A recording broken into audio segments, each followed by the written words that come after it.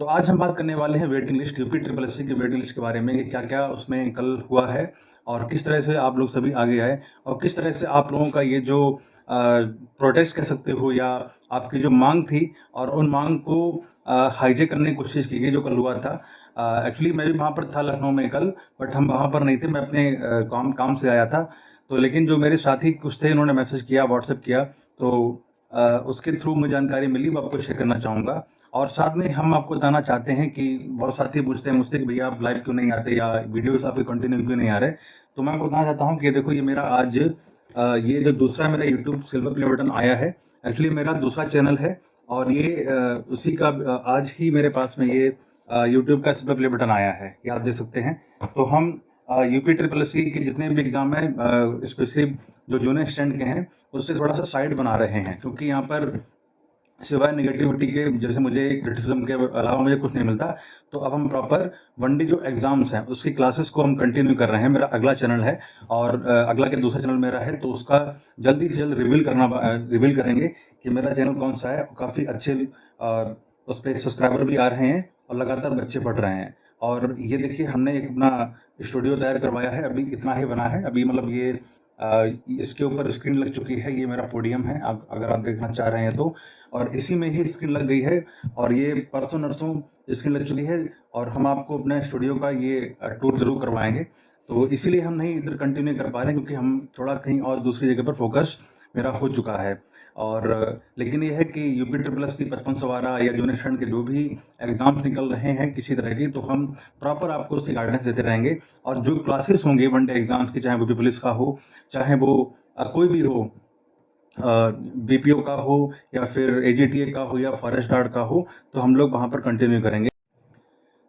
साथ में उस चैनल के लिए मुझे कुछ ऐसे साथियों की आवश्यकता होगी, हम जल्दी आपसे मिलेंगे उसमें, जो एडिटिंग अच्छी कर लेते हैं, जो पीपीटी बना लेते हैं। और हो सकता है कि मुझे कुछ टीचर्स की भी आवश्यकता पड़ जाए आप लोगों के बीच में ही, तो हम जल्दी आपको उस चैनल से आपको रूबरू करवाएंगे।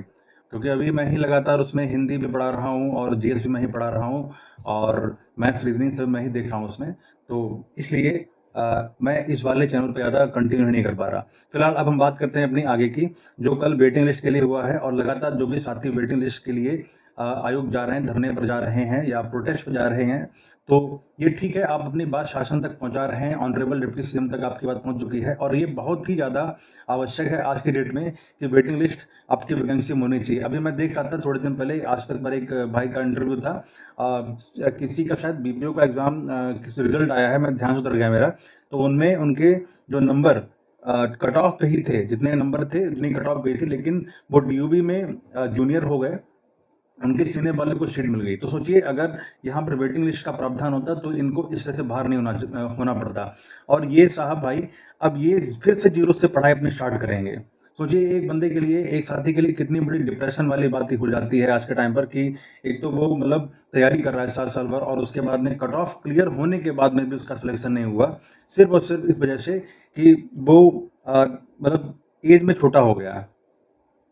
हाँ, कोई बात नहीं है कि चलो ठीक है, जो एज में बड़े होते हैं उनको मिल जानी चाहिए इसकी, क्योंकि उनके पास में ज़्यादा अपॉर्चुनिटी नहीं होती हैं और छोटे वालों को। लेकिन आप मान के चलिए कोई 2 साथी ऐसे हैं जो लगभग ऑलमोस्ट 40 के आसपास के हैं, लेकिन 1 ही 2 दिन का अंतर है, तो यहाँ पर अपॉर्चुनिटी दोनों के पास में, तो एक के पास में आ गई, एक के पास हमेशा के लिए चली जाएगी। तो इन बातों को ध्यान में रखते हुए यह है कि इस वेटिंग लिस्ट का बहुत ही ज़्यादा इस आयोग में ज़रूरत है। अभी कल जब मैं लाइव था, तो लाइव में भी मैंने देखा कि एक साथी हमारे से थे जिनका बीपीओ में सिलेक्शन हो गया, अभी रिजल्ट आया, बीपीओ उनका सिलेक्शन हो चुका है और उनका 5512 में भी 68 नंबर है ओबीसी से, तो वहां पर भी उनका सिलेक्शन हो जाएगा। अब क्योंकि डीवी हो चुका है और बंदा दो तो बन नहीं जाएगा, तो वो या तो बीपीओ ज्वाइन करेगा या 5512 में कोई डिजायरेबल डिपार्टमेंट ज्वाइन करेगा। तो यहाँ पर क्या है कि एक सीट कोई ना कोई उसकी खराब जानी ही जानी है। अगर मान लीजिए इसका डीवी ना हुआ होता और अगर वो स्किप कर देता तो उनका हो जाता, लेकिन अब किसी साथी का ना ही उधर इसका क्लियर था अपना बीपीओ का, तो मजबूरन उसको अपना 5512 में अपना डीबी करवाना पड़ गया और उन्होंने 3284 का भी एग्जाम दिया है, उसमें भी उनके 85 प्लस नंबर हैं, तो जहां तक उधर भी उनका होने के पूरे पूरे चांसेस हैं। तो एक साथी, एक बच्चा 4 4 जगह ज्वाइन नहीं कर सकता है, तो कोई ना कोई सीट्स खाली जाना, एक कोई ना कोई सीट जरूरी है कि वो खाली चली जाएंगी। तो इन सीट्स पर कुछ जो बच्चे डिज़ायरेबल हैं और जो पॉइंटों में बाहर हो गए या जो 1-2 नंबर से बाहर हो गए, उनके लिए बहुत ही अच्छा चांस ये आपके लिए मिल जाएगा। तो कल जो वहाँ पर हुआ लोगों ने अपनी बात ऑनरेबल डिप्टी सीएम को पहुँचाई है वेटिंग लिस्ट के लिए और लेकिन वहाँ पर कल ये भी देखने को मिला, मेरे कुछ साथियों ने बताया कि जैसे अभी थोड़े दिन पहले जो इको गार्डन में एक बच्चों का प्रोटेस्ट था कि उसमें यूपी ट्रिपल एससी के बच्चे थे, यूपी पुलिस वाले बच्चे भी थे। फिर एक वो तुम्हारा जो पागल आदमी है सीजेपी का अभिजीत डिकपे, क्या नाम है उसका, वो आ गया और उसने सारा का सारा वो आपका प्रोटेस्ट था जो आप शांतिपूर्ण कर रहे थे, उसको हाईजैक कर लिया उसने। मतलब भीड़ कहीं से बुलाई गई थी, किसी की थी, लेकिन उसने बस मंच सजा देखा और वहाँ पर पहुँच गया अपना उल्लू सीधा करने के लिए। तो ऐसे ही कल भी वहीं पे हुआ कि जो सारे बच्चे अपने वेटिंग लिस्ट की मांग कर रहे थे, कुछ लाइब्रेरियन वैकेंसीज वाले आए। कह सकते हो कि वो शायद कुछ ऐसे लोग हैं यूट्यूब पर जो लाइब्रेरियन की कोचिंग देते हैं, उन्होंने भी अपना एक सजाया, एक प्लेटफॉर्म देखा कि चलो यहाँ पर अपनी मांग रख लो जाके। अगर मेरा मानना है कि एक साथ ही वेटिंग लिस्ट की मांग की जाए और एक ही जगह पर एक ही विषय पर बात करी जाती है सब्जेक्ट की बात, तो वो ज़्यादा ही ज़्यादा आपके लिए बेनिफिशियल रहती है। अब वहाँ पर ग्रुप डिवाइड हो गए, कोई लाइब्रेरियन की बात कर रहा, कोई वेटिंग लिस्ट की बात कर रहा, कोई किसी की बात कर रहा। तो जब एक ही मंच पर 4-4, 5-5 मांगे होंगी, तो यहाँ पर मुझे लगता है कितना ज़्यादा इफेक्टिव होगा। कन्फ्यूज़न ही आप लोगों के बीच में ये है, तो मुझे लगता है कि अगर मान लीजिए लाइब्रेरियन में भी अगर ये प्रावधान हो जाएगा, भाई वैकेंसीज़ हैं वो तो आएँगी ही आएँगी, अभी नहीं तो 1 साल बाद आएँगी। लेकिन अगर वेटिंग लिस्ट है तो यूपी ट्रिपल एससी के वो हर एक एग्ज़ाम में होंगी ना, स्पेशली ना कि लाइब्रेरियन वालों के लिए। तो ये वैकेंसीज़ का रोना अभी मुझे लगता है कि बंद करना होगा आप लोगों को। अब क्योंकि जो नई वैकेंसीज़ होंगी वो पैट 2026 के बाद से ही आएँगी। इस वाले मुझे लगता है कि पैट 25 से अब कोई वैकेंसी नहीं आएगी। तो जो आपका नया जो एम था वो यही था कि वेटिंग लिस्ट के लिए हम वापस में जाएँ और ऑनरेबल जो डिप्टी सीएम थे उनका अपना हम ज्ञापन दें और जो डेलीगेशन मिलने के लिए जाए, शासन में जाए या यूपी ट्रिपल एससी आयोग में जाए, तो वो सिर्फ वेटिंग लिस्ट की मांग करे बच्चों के लिए। ना कि आप जब जाएँ वहाँ पर तो अलग-अलग वैकेंसीज़ के जो बच्चे तैयारी करते हैं, चाहे वो एजीटीए वाले ले लो, चाहे वो लाइब्रेरियन वाले ले लो, तो वो लोग अपना-अपना एजेंडा सेट करके आते हैं कि हम जाएँगे डेलीगेशन के साथ में, तो हम अपना बात ये करें कि वैकेंसी ये नहीं आ रही, वैकेंसी फॉरेस्ट गार्ड की नहीं आ रही या वैकेंसी लाइब्रेरियन की नहीं आ रही। तो इन बातों से कोई मतलब नहीं है। आपका पहला फ़ोकस ये होना चाहिए था कि आपको सिर्फ़ और सिर्फ़ वेटिंग लिस्ट पर ध्यान देना चाहिए। आगे जब भी आप कभी डेलीगेशन आपका जाए, तो ये रहे कि आप सिर्फ़ और सिर्फ़ वेटिंग लिस्ट के बारे में ही बात करी जाए, क्योंकि अब वैकेंसी मुझे नहीं लगता कोई 2025 बैच से आएगी।